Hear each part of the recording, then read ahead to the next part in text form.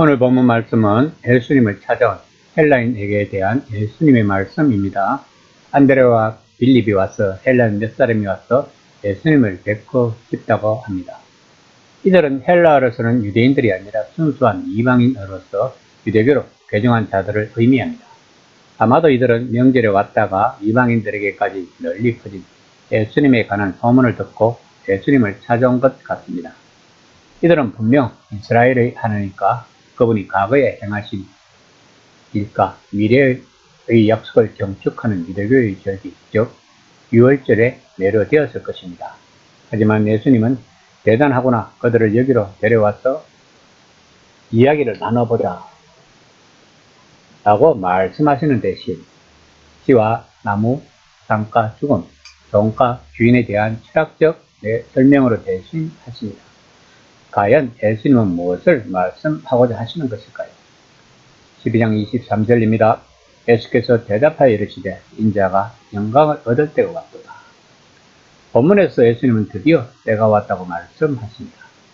예수님은 마리아에게 내 때는 아직 오지 않았습니다 라고 2장 4절에서 말씀하셨습니다. 또한 7장 30절에서 요한은 이렇게 말했습니다. 그의 때가 아직 오지 않았기 때문에 아무도 그에게 손을 대지 않았다라고. 이제 예수님은 자신의 때가 이르렀음을 아시는 것입니다. 여기 예루살렘에서 외국인들이 예수님을 보겠다고 요청한다는 사실, 하나님이 작성하신 시간표에서 어디까지 왔는지 보여주는 표시판의 역할을 한 것입니다. 12장 24절입니다. 내가 진실로 진실로 너희에게 이르노니 한날의 밀이 땅에 떨어져 죽지 아니하면 하늘 그대로 있고 죽으면 많은 열매를 맺느니라. 본문은 독자들로 하여금 요한이 지금까지 보여준 것보다 훨씬 선명하게 하나님이 어떻게 예수님의 죽음을 통해 세상을 구원하실지 깨닫게 해주는 말씀입니다. 요한은 복음서 맨 첫 장부터 그리고 11장 52절까지 여러 방식으로 예수님의 죽음은 땅에 씨를 씹는 것과 같을 것이라고 그 실마리를 암시했던 것입니다.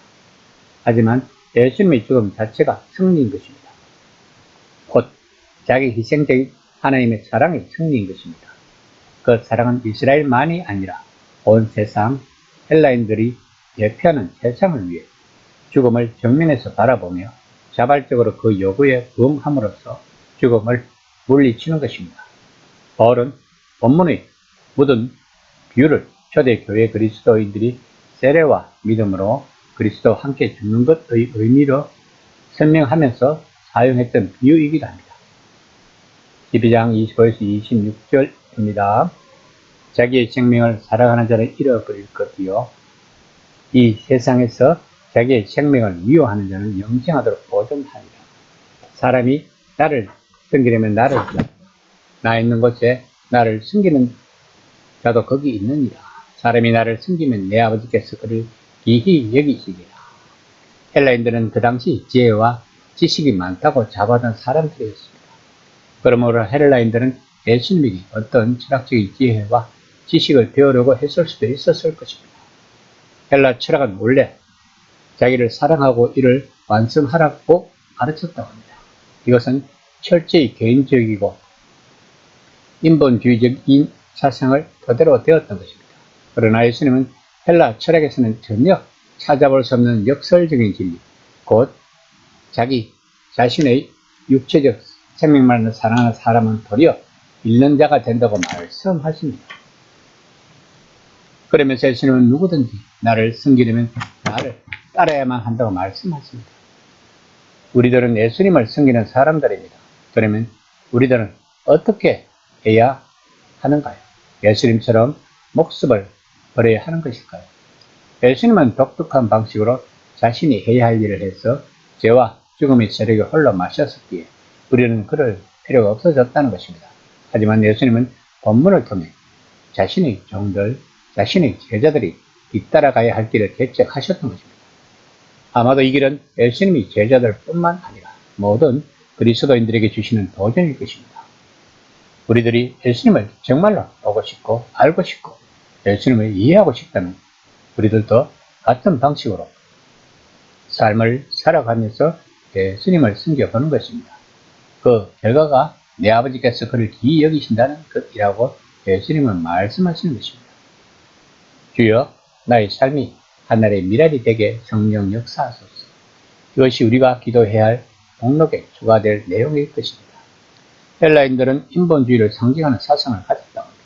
즉, 하나님이 우리를 위하여 돌아가고 있다는 사상인 것입니다. 더 쉽게 말하면 하나님을 우리들이 생사화복에 필요한 분으로 생각하고 있다는 것입니다. 마치 알레니우스 램프처럼 사용하고 있다는 것입니다. 그러나 예수님이 말씀하신 우리가 하늘의 미랄이 되는 것은 지구가 태양을 중심으로 돌아가듯이 우리들이 하나님을 중심으로 돌아가는 것을 말하고 있는 것입니다. 왜냐하면 그 미랄은 세상이 추구하는 것, 즉 돈, 명예, 권력 등이 아니라 하나님의 정의와 공의의 사랑이 다스리는 하나님 나라를 위함들이기 때문인 것입니다. 이 시간 나는 하늘의 미랄의 역할을 잘 하고 있는지를 한번 점검해보는 시간이